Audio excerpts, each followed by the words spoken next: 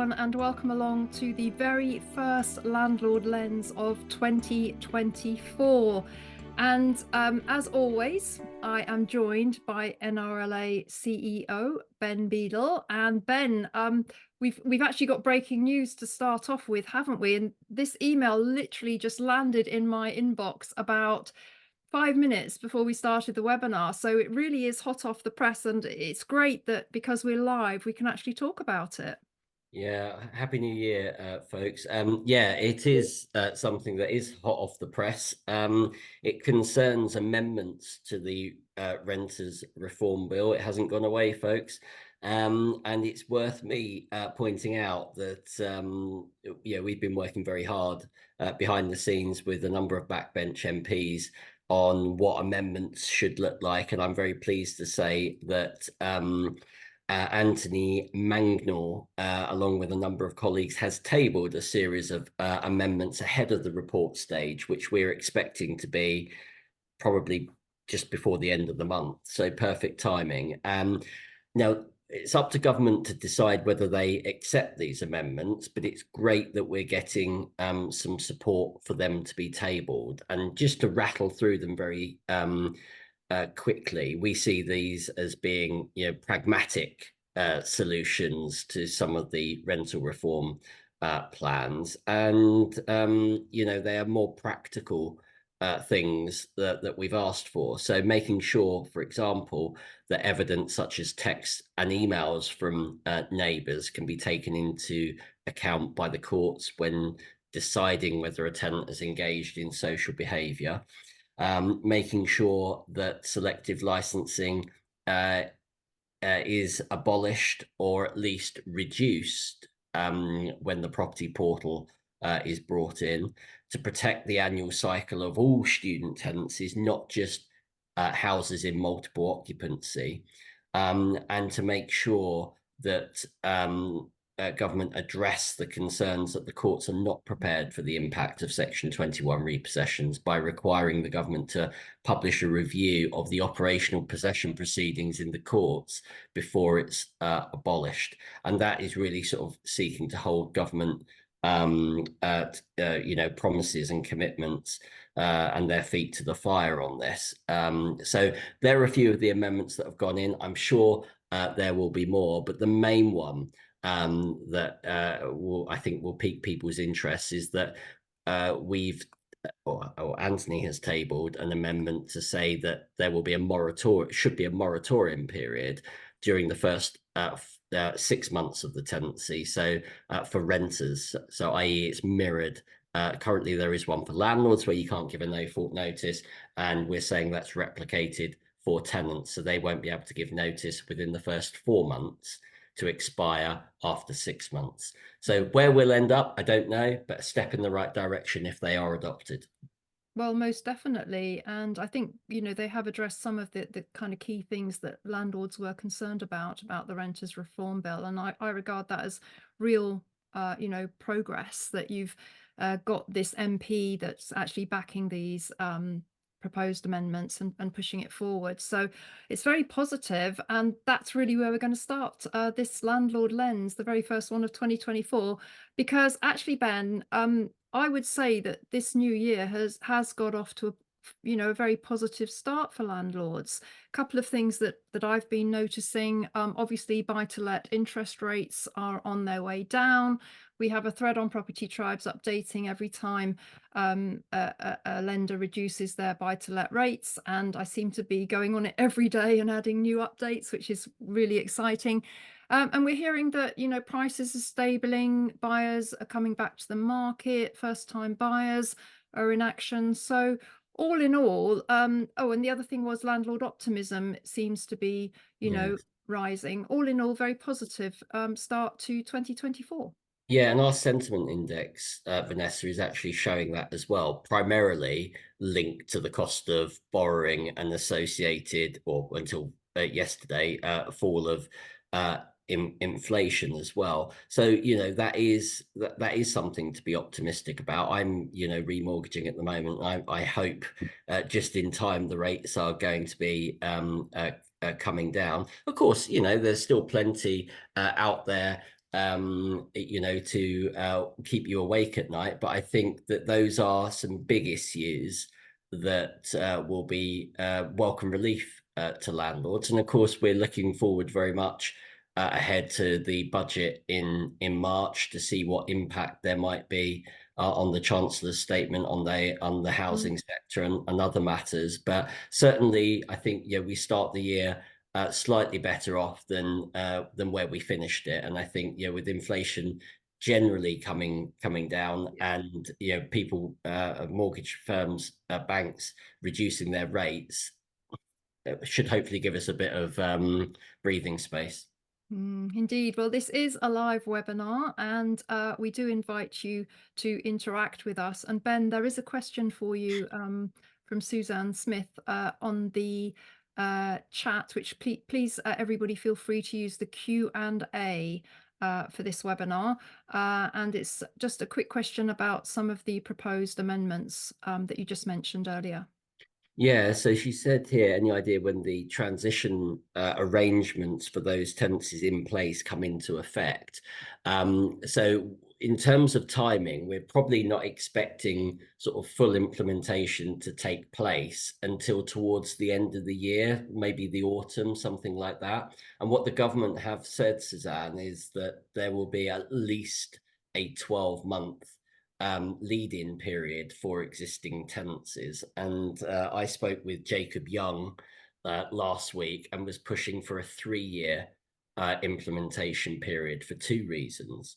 One, that it's in terms of some of the changes in Scotland, ignoring, the rest of the storm that's going on up there with sort of rent control and that sort of jazz. But when they brought in the PRT, actually, they didn't have a cliff edge like in Wales. And so we think there's something on that element, at least, something to learn from. And from across the border in Wales, obviously, you don't need me to tell you it's been an absolute car crash there. Because of the short time frames, and that's seen possession cases rise by sort of 350, 400%. And Jacob was very concerned about that when I put it on his radar.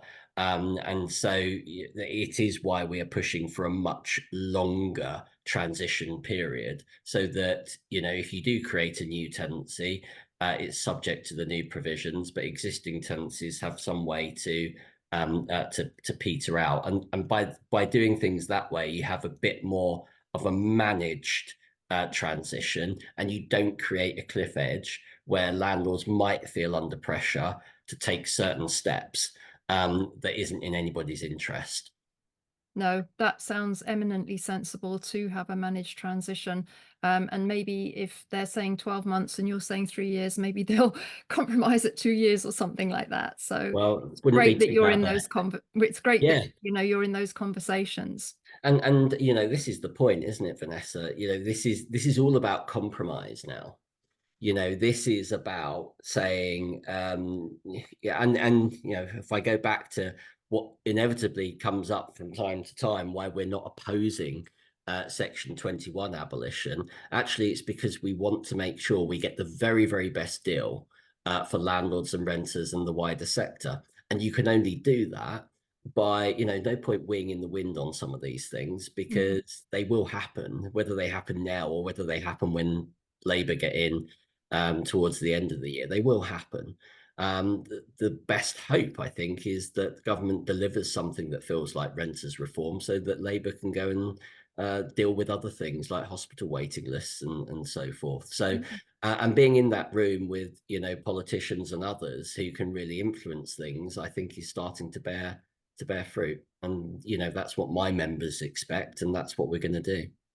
Well, you sounded so definite there when you said Labour coming in at the end of the I year. did a Freudian slip, maybe, I don't know, but well, I think it's fair to say, I don't think I'd be breaching confidences to say that I think things need to change significantly to avoid that direction of travel. Mm, I'll go with that. Now let's move on to our kind of Landlord Lens format. And if you're new Mm. to us on the webinar, you're most welcome. Great to have you on board. Basically, this webinar is just me and Ben reviewing what's going on in the landlord space, and we use the trending topics silo on Property Tribes, which sorts everything, a bit like Twitter when you see things trending on Twitter, to see what is really engaging landlords, getting them to come on the site and view things and add their comments and so on. And because it's the start of the year, I have just picked up a couple of kind of new year type topics to get us going. And one of our main topics in the kind of first week after the new year was people's buy to let hopes and strategies for 2024, because it is a new year.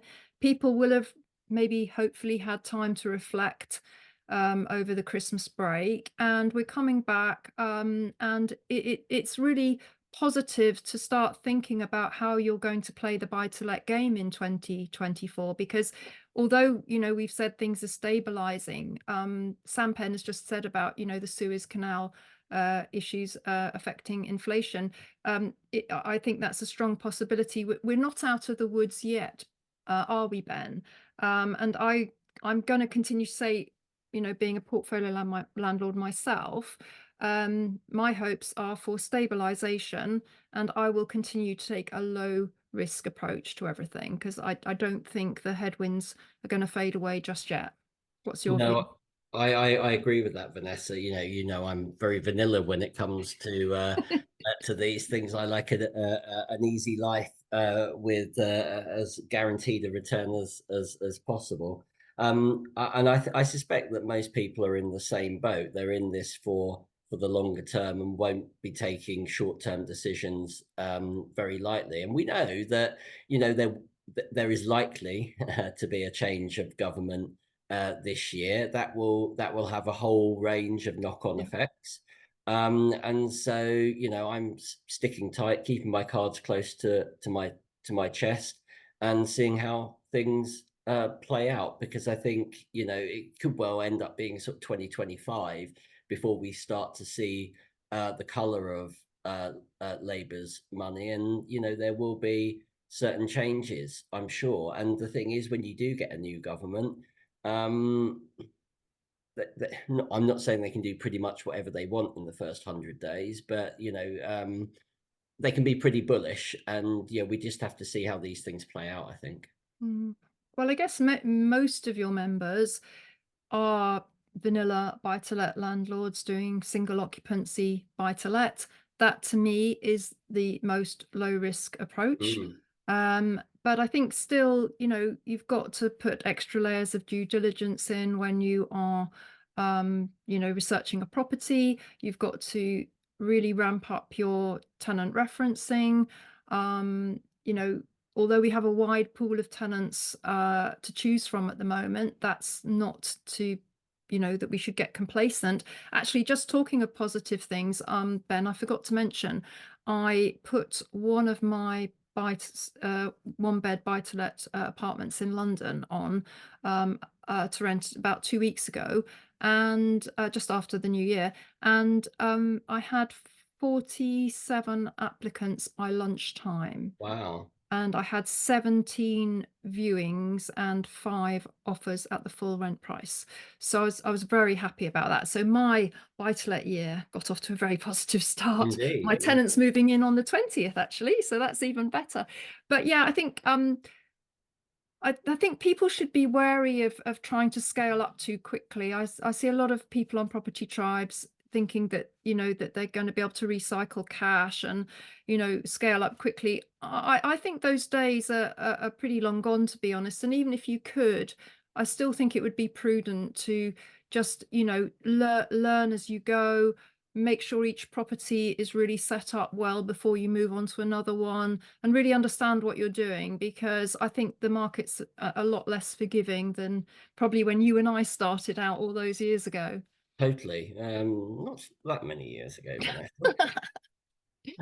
But no, you're right. And I think, if you think you can wing it now, you'll be so sorely disappointed. I think 20 years ago, a lot of people were sort of buying up buy-to-let properties and doing it on a wing and a prayer, and not necessarily following all of the rules and regulations. I just don't think that you can do that now, and certainly it doesn't make good business sense to be a fly-by-night. And so I think, making sure you do your due diligence, invest your money wisely.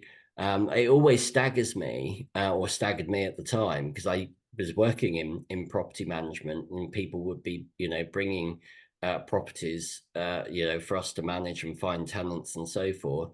Just how little, they'd seen Homes Under the Hammer, or they'd seen, some of these programs, and thought it was a stroll in the park. And don't get me wrong, if you're prepared to pay an agent to do stuff for you, it can be made that much easier. But I much prefer to be a hands-on investor, a hands-on landlord, and it takes time, it takes care, and it takes organization. And all the more reason you should join our organization and keep in touch with property tribes to make sure that you don't miss a trick, whether you're using an agent or not. Well, that's what we're here for, isn't it? Indeed. Because both Ben and I totally believe in landlords being educated, because we know that educated landlords make better landlords, and that in turn gives tenants a better experience of private renting. And tenants are our clients, and we need to look after them and make sure that they're in safe and compliant homes. And both property tribes and the NRLA, Ben, we're just all about, I think the key word is responsible landlords. 100%. And, that's what we're trying to demonstrate in our political lobbying and campaigning. This isn't, some of these amendments are to make sure that responsible landlords have confidence, not that, to encourage a watering down of regulations and so forth. But, we're at a really difficult moment. And I see in the Q&A, Vanessa, people are sort of saying about the number of people that were applying for Mm, your property. That's not a normal market. It's not a healthy market. And mm, whilst it could be good for us as landlords, I'm always at pains to remind politicians and renters groups that actually, according to Savills, the profit that landlords took home, despite high rents, or comparatively high rents with the ONS, is actually sub 4% yield. mm, So, there aren't that many winners when it comes to this sort of stuff, when you bear in mind, the cost of bringing properties to the market. And it is why, the Renters Reform Bill will only tinker around the edges. It won't solve the substantive issues of a lack of supply, either at a social or a private level. It's as mm. simple as that. Well, Jonathan says, Vanessa, are you prepared to answer? Well, why wouldn't I be? Did you increase your rent on your one-bed property? Well, the truth was, Jonathan, I had it up for sale for about a year. I had two offers which I accepted. They both fell through. So in fact, it's been empty for a long time. When I decided to relet it, because I kind of felt it was getting stale on the market, and I wanted to wait until next, this summer to try and sell it again. I looked at the rents, and they had gone up quite significantly since I'd last looked. But I put it actually a little bit below market value, because I could only offer a relatively short tenancy, because I am looking to sell at some point in about 6 months' time. So I've made that aware to the prospective tenant, and he's very happy with that. He actually wants somewhere for 6 months. So it's worked out quite well. But I am happy with the rent I got, and it was about £75 below the going rate. So I'm quite happy to be transparent on that point. Ben, let's move on to our second topic. Mm. And you kind of touched on this. Um, Landlords on property tribes have been talking about their biggest concerns for buy-to-let in 2024. And I would say that a Labour government has got to be pretty high up on the agenda. But there are other things that landlords are concerned about, aren't there? Yeah, absolutely. You know, if I think about my own risk register, and one of the things that we do at NRLA is have a members risk register. So what's on the mind of what our members most worried about, and how can we help mitigate some of that risk?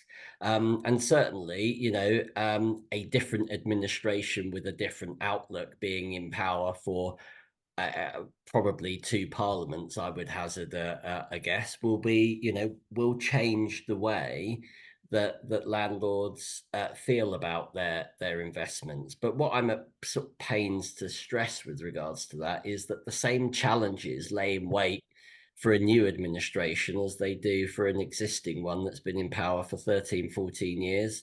So there's comments in here about sort of, maybe we should serve section 21s and revoke them if the direction of travel is sensible. I suspect that would play straight into the socialists' hands, to be honest with you, in terms of what they expect. And what we will be doing, and what we're doing at the moment, is working very closely with Labour to make sure that, despite how things are projected, that they appreciate what landlords are going through, and they will need a private rented sector, even Mm, if they commit to a significant home building policy of council housing, which is something that has been muted. That it will take time, and they will need the homes to stay in the mm, sector. So it might be a bit more difficult for sure, but they can't do away with the private rented sector. And of course, there's other things in there, like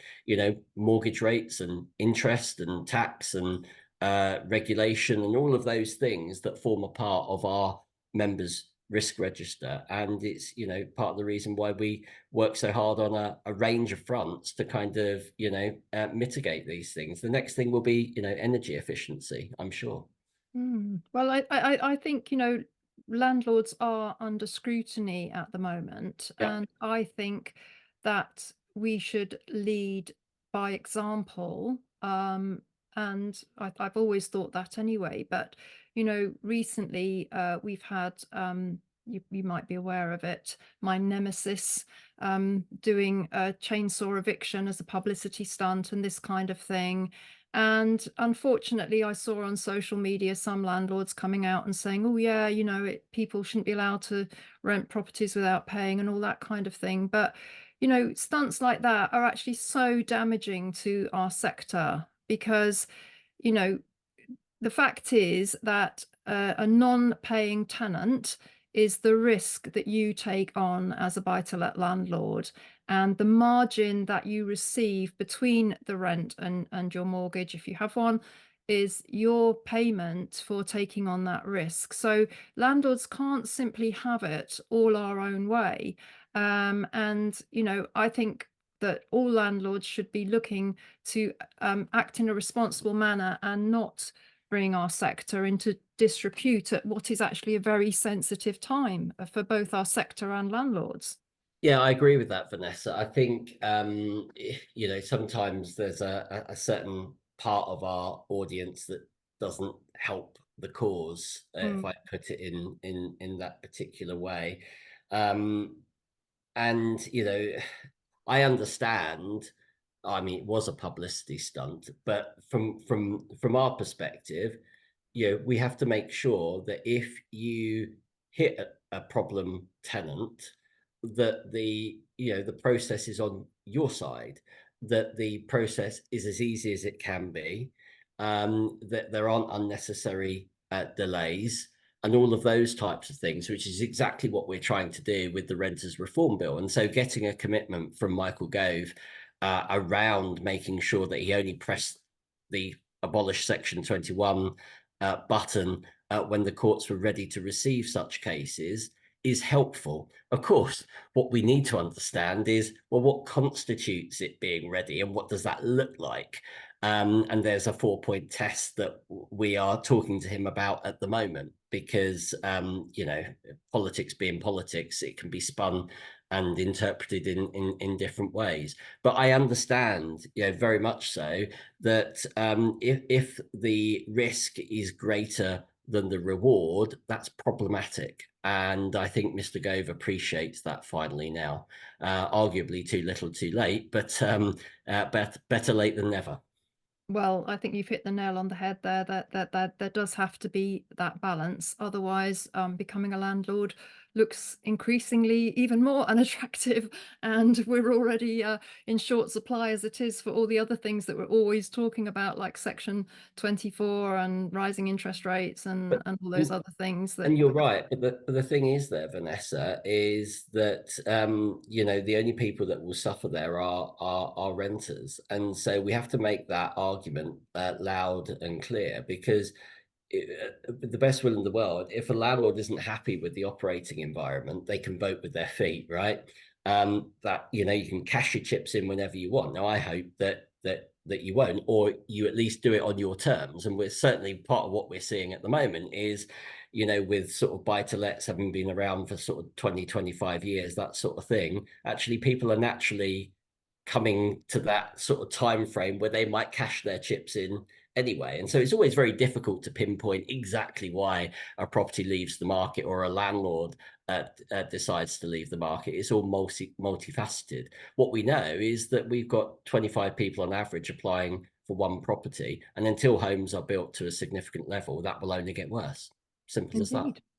Well, on that topic, Shushila Patel has said her friend had a non-paying tenant and had kind of decided to get rid of the tenant, but she decided to talk to the tenant and managed to get an agreement with a Right. payment plan. So that's a win-win for the landlord and the tenant, because the tenant gets to stay in their home and the landlord doesn't suffer a void. So well done to your friend Shushila. That's, in my opinion, how I would handle a tenant in rent arrears. I would try and find out what was wrong, because there can very often be legitimate reasons, and curveballs are thrown to all of us in life.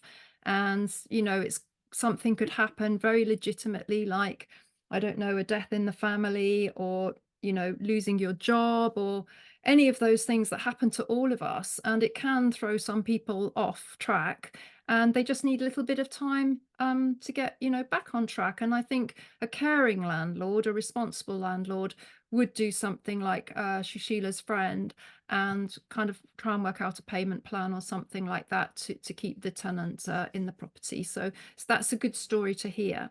Um, 100%. Let's move on to our third topic. Now this is part of my consumer protection work that I do in our sector, which I hopefully am known for. I care very much about landlords and tenants, and I hate people suffering financial loss, or unpleasant experiences.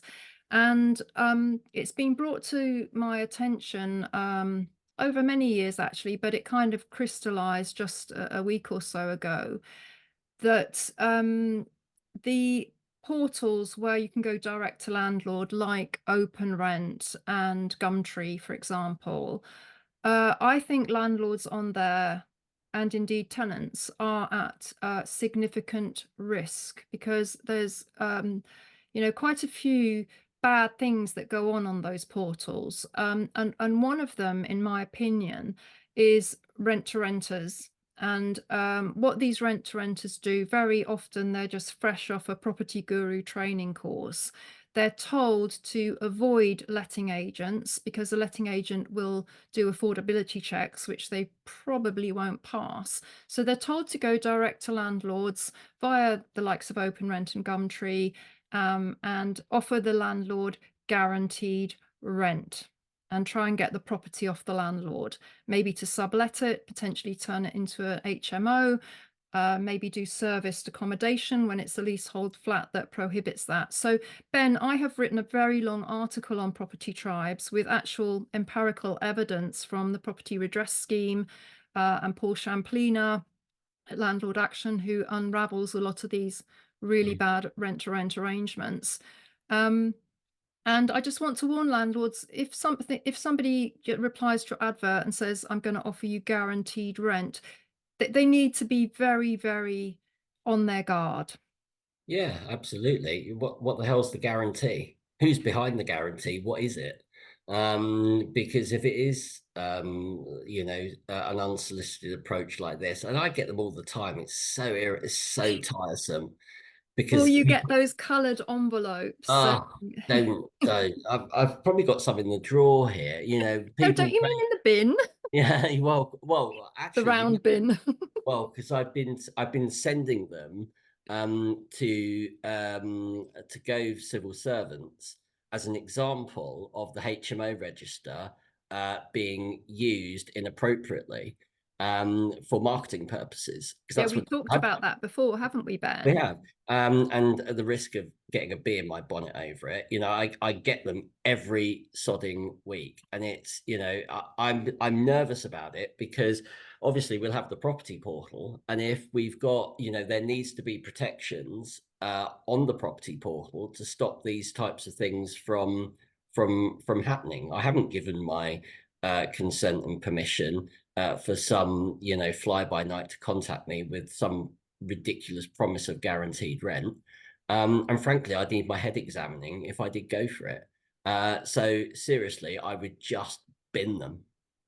Well, Bin I them. really feel like I touched a nerve there. Yeah, well, it's really irritating. I find it horribly irritating because there are some people that will look at that and think, "Oh, great, guaranteed rent." Mm. Seriously, folks, it's too good to be true. Forget about it. Yeah, because very often these people are fresh off a guru training course. They have no experience. They don't understand compliance. Worse, they've got no assets. You can't even sue them for any money. Well, exactly. If you look on Companies House, if they claim that they're a company, you'll find very likely and find that it was only incorporated in the last few months or certainly less than 2 years. They'll have no track record. Somebody with no assets guaranteeing your rent, that is absolutely worthless. And the problem with these rent-to-renters is that when things go wrong, they can very often just walk away because they've literally got no skin in the game. And then the landlord is left with a whole range of subtenants that they have no clue who they are, whether they've done proper right to rent checks or any of these things. And that's why these guaranteed rent arrangements offered by direct to landlord portals are so risky to landlords and indeed tenants. Ben, I even came across one situation where a rent-to-renter was charging the tenants £150 each just to be given a room in an HMO. And unfortunately, tenants may not be aware of the Tenant Fee Act and the bans and, their consumer rights. And so these rent-to-renters are actually, they're bad news for landlords and tenants. And I want to create awareness of that, Ben, because I think it's a growing issue. And I have written to both Gumtree and Open Rent and asked them to work with me on some kind of educational content or a notice on the site to be wary of being offered guaranteed rent. 100%. And Vanessa, Suzanne, in fact, we've got two comments from two people with alliterative names like mine. So Suzanne Smith says it's well worth setting up an alert on land registry in case you get some fraudster trying to purport as being you and things like that, which is a really, really good thing to do. I've done exactly that, and we're working with Title Guardian. I'm going to be rolling that out soon to NRLA members that does a similar thing. But Margaret Morrissey says, landlords can't always rely on agents, and I would absolutely agree with that, Mm-hmm. Margaret. Whether it's a rent-to-rent agent, or dare I say it, a traditional high street letting agent or property management agent. Trust nobody. Trust nobody with your asset. And that's why I always say, so I'm in a bad mood today, Vanessa, but even if I do use an agent, this is a significant asset of mine. And bet your bottom dollar, I'm going to know far more than that agent will. I will only use them in exceptional circumstances. And frankly, landlords, by all means, appoint an agent, but make sure you know more than them. Don't just hand it over and abdicate your responsibility for the property, because it will come back and bite you on the bum. It's as Yes. simple as that. 100%. And I always look for an agent that has voluntarily committed to professional standards by being a member of a professional body like Arla or Safe Agent. I also check the reviews on All Agent and Trustpilot. And of course, you can go on to the portals and ask for recommendations. You know, come onto Property Tribes and ask for a recommendation for a good landlord, sorry, good letting agent in Milton Keynes, for instance, if that's where you're looking. So there's lots of ways you can find your way to a good agent, but you're right, Ben. You just can't choose any agent without any due diligence and think that they're going to kind of protect you from these kind of things. In fact, Brian has said that he had 7 companies contacting him, offering silly money to take his flat off him Mm. for 4 years. Yes, that's another kind of red flag. They're usually asking for a 3 to 5 year agreement. But he contacted the NRLA help desk and was so grateful. And because as he looked into 5 of the companies, they'd only just been set up, and one had a very, very young director. So, Brian, I'm glad that you did seek help with that, and it's very good that you had that realization, because I believe that the whole rent to rent space is totally unregulated, and I reckon that millions are lost Yeah. in these unsustainable arrangements. So I'm now going to get off my hobby horse, um, and just I think we've got time for one more question. Um, this is an interesting one, Ben, in kind of the context of the post office scandal. One landlord on Property Tribes is concerned that making tax digital could go down a similar road. And I can, in a way, understand that, because landlords will be required to put in quarterly returns into some specialist HMRC software, and people may make mistakes, or it may have bugs, or I'm quite digitally minded, I think, and I'm not looking forward to MTD at all. Just wondered what your view on that was, because I know that your app, your property management software that you've released fairly recently, I think that integrates into MTD, doesn't it? Not yet. It does all of the expenses and things like that, but it's on one of our enhancements and a very live conversation that we're having at the moment. I'm more concerned about my tax return on the 31st of January, Vanessa, because I've still not submitted mine. I always leave mine to the day before. Ben, Um, that's yeah, terrible. well, I just won't part with it any sooner, and part with the money any sooner. And if I get one more bloody text message from them saying you're almost there, then I shall absolutely scream. But yeah, making tax digital, I mean, I'm pleased to see it tweak slightly in terms of the threshold increasing to £50,000. But we do like to put our trust into big, complicated IT systems.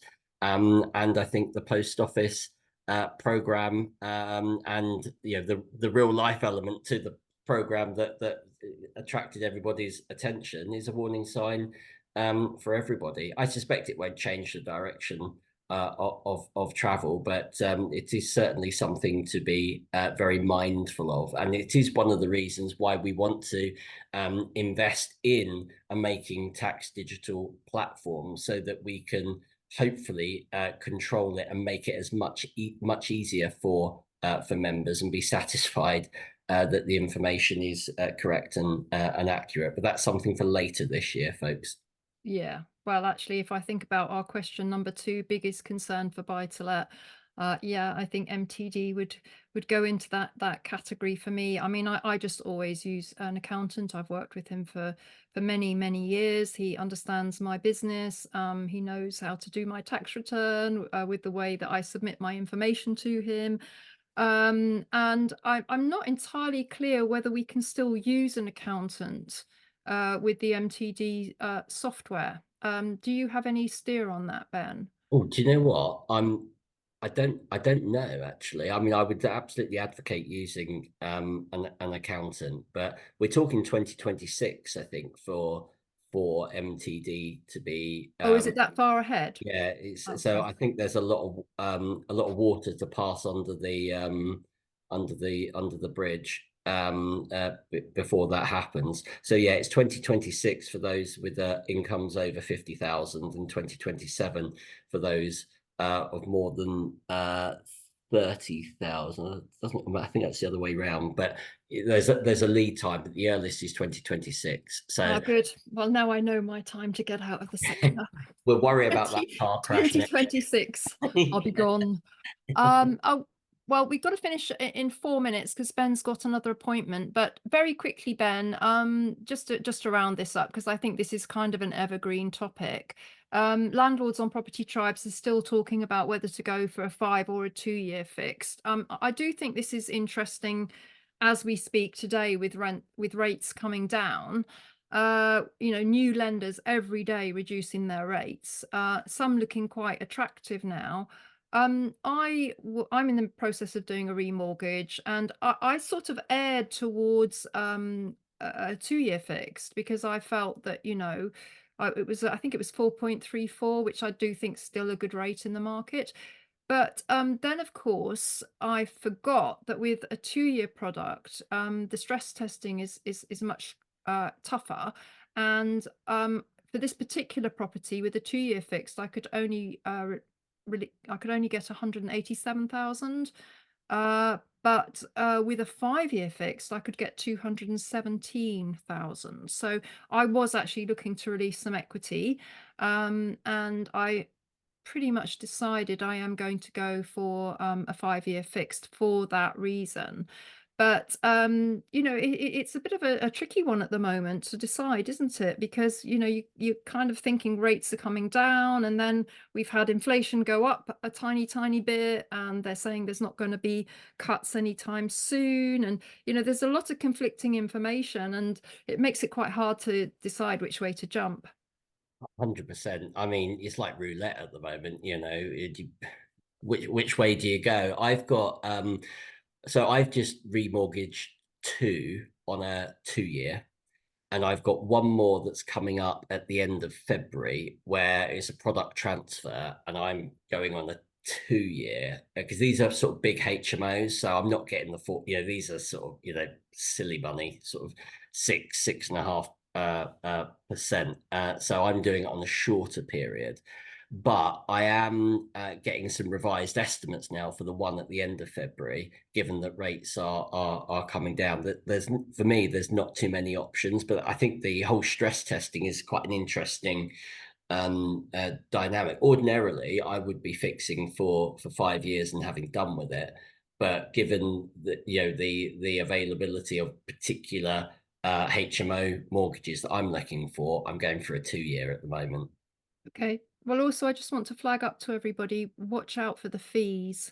Some of Yes. the lower rates have the most outrageous, ridiculous fees. I've seen one at 9% of the loan as a fee. Oh, So uh, do be wary of that, because the lowest interest rate isn't always the best, and you do need to look at the entire product and its features before you make a decision. Don't just automatically go for the lowest rate, because some of these fees are really very significant. And if you think about it, certainly in 2 years, if your property hasn't risen that much in value and you've put 9, 10, 15, 17,000 on your mortgage in fees, it could compromise your equity position. So do be careful. We just had some interesting comments about MTD. Leslie Hall says she's checked. You can use an accountant. Yeah. yeah. Then another anonymous attendee has said there's likely to be a dispensation for older people, like people over 80 who aren't IT savvy. Well, that's good to know. I'm not quite yet there yet, but it's good to know that that could be the case. And Susie Keane has asked her accountant about tax digital, making tax digital. They can do it, but of course they'll charge for it, but I'm okay with that. Indeed. Vanessa, can I just answer two quick Go for questions, it. if I may? We've got a question about non-qualified leaseholders. And I've just posted a link in the chat that talks a little bit about the work that we're doing there. It's not as high profile for us as rental reform, but it is something that the team are working on and are engaged with. And I've just posted a link so you can see what we're doing there. And then the last one was just from Stephen Banks, who's asking why we've accepted a compromise position in relation to PRS students when the purpose-built sector can kind of do as they please. Stephen, the straightforward answer is because it was either accept a compromise or accept kind of what government are wanting to do. And at the moment, whilst we have a ground, what we don't have is anything to prevent renters from giving notice on day one. And so the moratorium that amendment that's been tabled will at least go some way to giving a fixed term of at least 6 months, which frankly is better than a poke in the eye with a sharp stick. These are all about compromises, I'm afraid. The purpose-built student accommodation is very heavily regulated, and I didn't want to suggest that our sector be any more regulated than it already is in a way that purpose built is. There were a couple of other options, but we think this is the most straightforward option, and there's no guarantee we will even get that. Gove is very clear. He doesn't want exceptions of different cohorts to the bill. The one that we've managed to carve out thus far is the student one, but that's probably about as far as it's going to go. And I know that's a disappointing answer, but I say that as a student landlord in the main myself. It is something we're going to have to adapt to. Vanessa. Yeah, no, I understand, Ben, and I think you have a very challenging position in terms of getting government to listen, because it is clear that they're set on a certain course, and as you say, you are going to have to compromise, because that's as much as you really can influence the situation. And I think you've got a difficult job, Ben, because you've got to meet the demands of the members, but then you're actually working direct with government committees and MPs and things who have a pretty entrenched position. And I admire you for what you do. And I think We've got to be in the that room, Vanessa.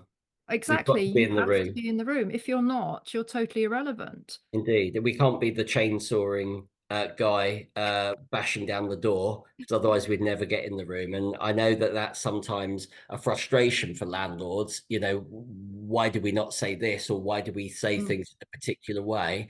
Folks, it's because we want the best deal for you. That's what we want. And there's a yeah. way to getting it. And this is my way. Well, I 100% support that, Ben. And it's great to have you in the corridors of power, doing what you do, and you build rapport with the politicians and the ministers as well, which is very, very important. And you get into those conversations that are so important to have, and you do feedback what members say. So I know that you're doing your absolute utmost to fight the landlord corner. 100%. And it's not necessarily just about the landlord, it's for the good of the sector. And I take the view, Mm. Vanessa, that what's good for the landlord is in the most part good for renters. You've only got to use Section 24 as an example of that. Punish landlords, you punish renters. Rents are at an all-time high, and in no small part because of the punitive taxation barriers to entering the market and the lack of supply that's been forced on investors that want to do a good job. So let's be careful what we wish for. Okay. Well, on that note, it just remains for me to thank everybody who's posted a question this afternoon, and indeed joined us on the very first webinar of 2024 for the Landlord Lens collaboration. Sorry we didn't get to all your questions, but this this webinar is being recorded, and it will be available on the NRLA social media and also on Property Tribe. So if there are things that you want to, keep the conversation going on, then you have that opportunity to go onto the social web and the various platforms and just continue the conversation. And I think it's so healthy, Ben, because it really does tease out the issues. And you know, it's an old saying, but so true, the devil is always in the detail in property. And you know, very wide headlines, you know, they're no good. You have Yeah. to really, really drill down onto the detail. And it allows me to be really candid with people in a way that, frankly, I can't always do through a press release. So I love these types of events. I love all of the questions that we're getting and the engagement. And no doubt we'll be doing it again in a couple of months' time, Vanessa. We will. But for now, just thank you so much for joining us. And Ben and I would like to wish everybody a very happy new year. And we will see you somewhere down the property trail, maybe at some events. I'll be at the Property Investor Show in April. Are you going to that, Ben? Yeah. See you Yep. there. So we'll see you there, or maybe on another Landlord Lens in a couple of months' time. But for now, very good afternoon to everybody. Enjoy the rest of your day. Thanks all. Bye bye.